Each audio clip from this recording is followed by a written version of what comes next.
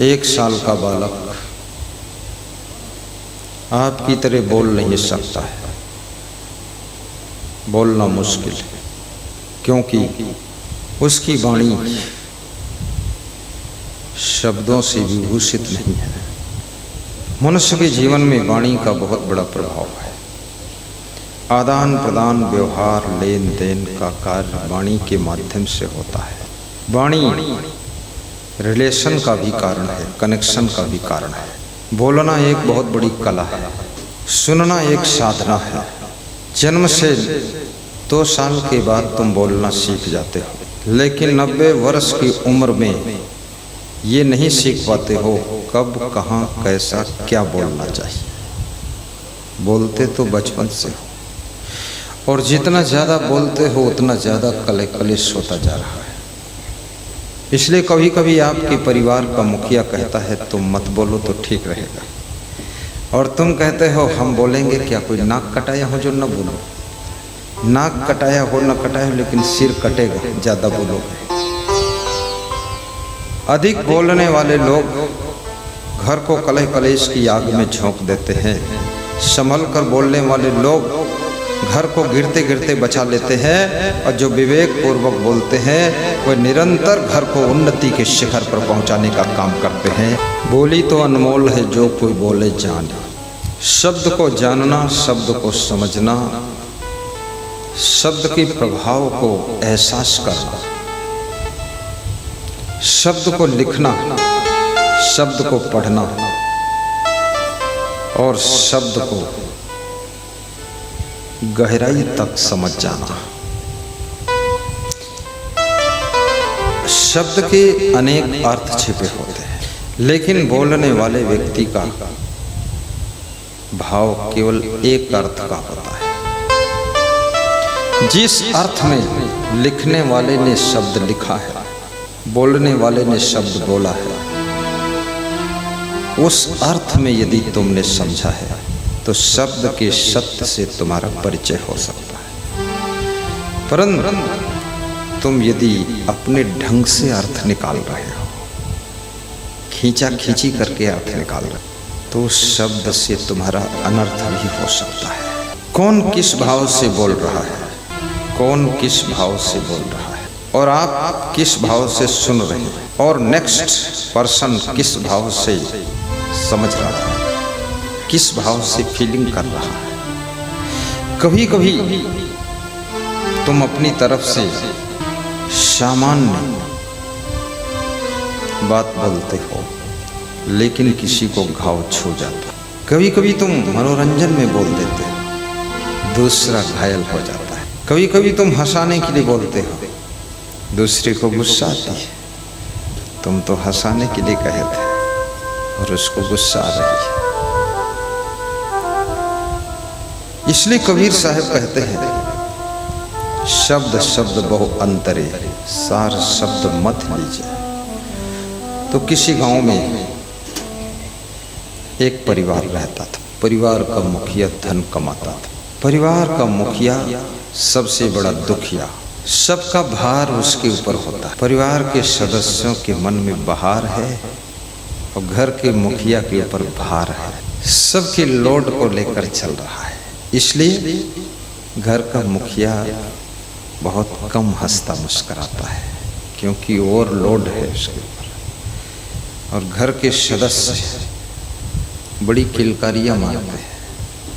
परंतु याद रखना, घर का मुखिया एक दिन तुम्हारा साथ छोड़ सकता है। अगर उसका तुमने ख्याल नहीं किया, उसका ध्यान नहीं दिया, उसकी पीड़ा को एहसास नहीं किया, उसके ऊपर लोड पर लोड लादते चले गए, तो एक दिन मुखिया अपना कंधा हटा लेगा तो तुम्हारा गोरख धंधा शुरू हो जाएगा। गोरख धंधा शुरू हो जाएगा। इसलिए किसी स्त्री को अपने पति को तंग नहीं करना चाहिए। जिन स्त्रियों ने अपने पति को तंग किया है, उनके पति कमंडल लेकर हरिद्वार में घूम रहे, साधु के कपड़े पहनकर जटा बढ़ाकर गंगा के किनारे बैठे भी भजन कर रहे। उनका नाम है भजनानंदी बाबा। और जब भगवान का नाम जपते हैं तो अपने घर की याद करते हैं, घरवाली की याद करते हैं। गंगा किनारे बैठे हुए साधु से पूछा गया, बहुत उदास बैठे हो, क्या बात है? बोले, तन हरिद्वार में है और ये मन घर द्वार में है। ये शरीर हरिद्वार की गंगा की लहरों में स्नान करता है, लेकिन मेरा मन घर वाली की दुख की लहरों में डूबा हुआ है। वहां रो रहे थे, बाबा जी बने थे नकली बाबा। पत्नी से घायल किया हुआ पति कभी सही सलामत बाबा नहीं बन सकता है। भाइयों के दुख का मारा हुआ व्यक्ति ठीक ठाक बाबा नहीं बन सकता है। माँ बाप की थपेड़ों को खाया हुआ बालक सही बाबा नहीं बन सकता है। जिस व्यक्ति के मन में किसी कारण से वैराग्य उदय हुआ है, कारण के अंत होते ही उसके वैराग्य का अंत हो जाता है। और जिसके अंदर स्वाभाविक वैराग्य पैदा हुआ है, उसका वैराग्य अखंड होता है, उसका वैराग्य अक्षुण्ण होता है, उसका वैराग्य अव्यय हो। दो घोड़ी सड़क पर जा रही थी। हमारे गुरु भी बड़ी मजेदार कथाएं सुनाया करते थे। आगे वाली घोड़ी पर बाप बेटे दोनों बैठे हुए थे, पीछे की घोड़ी खाली थी।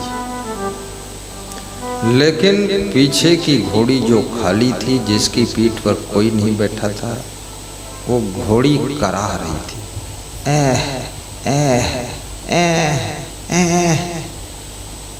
तो रास्ते में चलने वाले लोगों ने पूछा, तेरे पीठ पर तो कोई नहीं बैठा है, बिल्कुल भार नहीं है, तू क्यों करा रहा है? अगली घोड़ी पर तो दो लोग बैठे हैं, बाप बेटे, वजन है 1 कुंटल का, वो तो मुस्करा के चल रही है, वो तो ही करती है। घोड़ी और घोड़ा हमेशा हंसते हैं,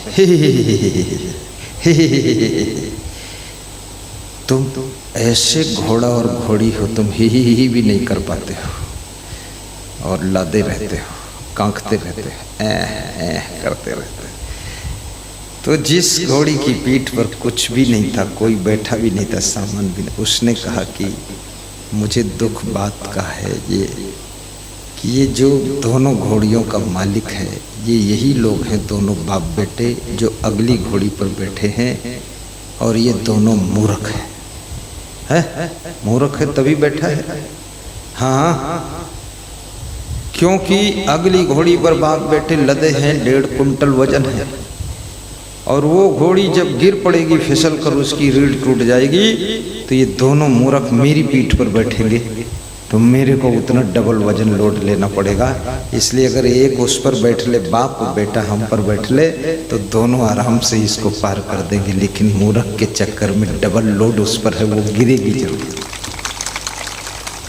आपके घर में भी जिसके ऊपर डबल लोड है, वो कभी गिर सकता है, पागल हो सकता है, डिप्रेशन में जा सकता है, कभी दिमाग डिस्टर्ब